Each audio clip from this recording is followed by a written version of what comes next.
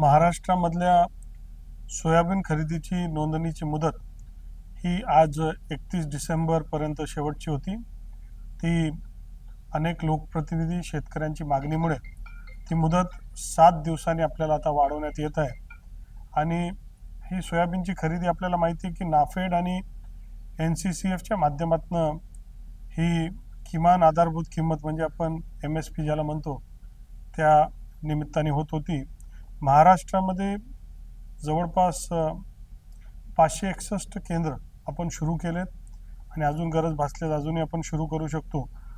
मला वाटतं की महाराष्ट्रामध्ये ही सर्वात मोठी खरेदी जवळपास आतापर्यंत महाराष्ट्र सरकार माननीय देवेंद्र फडणवीस साहेबांच्या नेतृत्वाखाली ही आतापर्यंतची 75 वर्षांमध्ये सर्वात मोठी खरेदी आहे। 3,34,331 मेट्रिक टन ही सोयाबीन खरेदी झालेली आहे।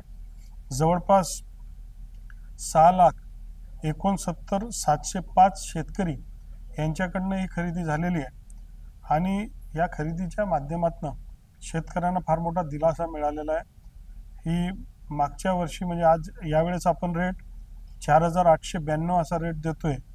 मागच्या वर्षापेक्षा 292 रुपये जास्तीचा ही किंमत आपण देतोय आणि म्हणून शेतकऱ्यांची जी मागणी होती की आमच्या ज्या नोंदणीची तारीख आज शेवटची आहे, अजून बऱ्याच लोकांना नोंदणी करायची आहे, तर तिची 7 दिवसांनी मुदत आपण वाढवतोय, जेणेकरून लोकांना आणि शेतकऱ्यांना फार मोठी सवलत मिळू शकते।